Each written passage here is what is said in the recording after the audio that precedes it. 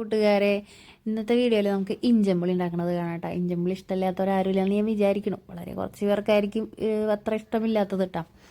അപ്പോൾ നമുക്ക് അതിലേക്ക് വേണ്ടത് പുളിയാണ് മെയിൻ സാധനം. പുളിയാണ്. പുളിയും ഇഞ്ചി വെല്ലം ഇത്ര വേണം നമുക്ക് ആവശ്യമുള്ളത് കേട്ടോ. അപ്പോൾ പുളി കുതിർക്കാൻ ഇട്ടിട്ടുണ്ടായിരുന്നു രാവിലെ തന്നെ. അത് കുതിർന്ന് വന്നു. അപ്പോൾ നമ്മളത് എടുത്തിട്ട് പിഴിഞ്ഞെടുക്കണം കേട്ടോ. അതിൻ്റെ സത്ത് മുഴുവൻ കുറച്ച് പണിയുണ്ട്. ഇങ്ങനെ പിഴിഞ്ഞെടുത്ത് അത് മുഴുവൻ അരിച്ച് മാറ്റി ശരിയാക്കണം. പിന്നെ ശർക്കര നമ്മൾ വെള്ളത്തിലിട്ട് വെച്ചിട്ടുണ്ടായിരുന്നു. അപ്പോൾ നമുക്കത് അലിഞ്ഞ് കിട്ടാൻ എളുപ്പമായിരിക്കും കേട്ടോ.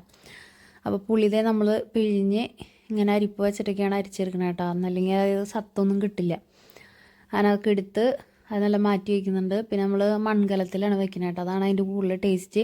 പിന്നെ പുളി ആയതുകൊണ്ട് സ്റ്റീൽ അങ്ങനെയുള്ളതിലൊക്കെ വെച്ച് കഴിഞ്ഞാൽ ഒരു ക്ലായ്പ് ടേസ്റ്റ് വരും. മൺകലം തന്നെയാണ് ഇഞ്ചമ്പുളി ഉണ്ടാക്കാൻ ബെസ്റ്റ്. അപ്പോൾ മൺകലം ഞങ്ങളുടെ വീട്ടിൽ സ്ഥിരമായിട്ട് ഇഞ്ചമ്പുളി വയ്ക്കണ കലമാണ്. ഇതിൽ വേറെ പിന്നെ ഒന്നും വെക്കാറില്ല.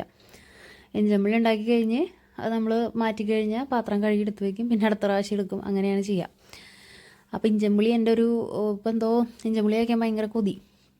പ്രഗ്നൻസിയിൽ നമുക്ക് അങ്ങനെ പലതും തോന്നുമല്ലോ. അപ്പോൾ ആ ഒരു കൊതി കാരണം പറഞ്ഞ് അങ്ങനെ ഉണ്ടാക്കുന്ന കേട്ടോ. പിന്നെ അതിലേക്ക് വേണ്ട പച്ചമുളക് ഇഞ്ചിയൊക്കെ അരിഞ്ഞ് വറുത്ത് അതിൽ ചേർത്ത് കൊടുക്കും കേട്ടോ. ഇഞ്ചി വറക്കണത് ഇതിൽ കാണാനില്ല. ഞാനത് വീഡിയോ എടുക്കാൻ മറന്നുപോയി. അടുപ്പത്താണ് നമ്മൾ വെക്കണേ.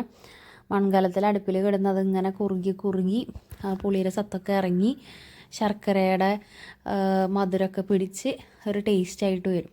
അപ്പോൾ നമ്മൾ അതിലേക്ക് ആവശ്യമുള്ള മഞ്ഞൾപ്പൊടിയും മുളക് പൊടിയും കുറച്ച് ഇട്ട് കൊടുക്കുന്നുണ്ട് കേട്ടോ. ആദ്യത്തിൽ നമ്മൾ കുറുകാൻ വേണ്ടി തിളപ്പിക്കുകയാണ്. പിന്നെ അതൊന്ന് കുറച്ച് സമയം കഴിയുമ്പോൾ പച്ചമുളക് ചെറുതായി അരിഞ്ഞത് വെളിച്ചെണ്ണയിൽ വറുത്തിട്ട് അതും ഇഞ്ചി ചെറുതായിട്ട് അരിഞ്ഞ് വെളിച്ചെണ്ണയിൽ വറുത്തിട്ട് അതും കൂടി നമ്മൾ പുളിയിലേക്ക് ചേർത്ത് കൊടുക്കും.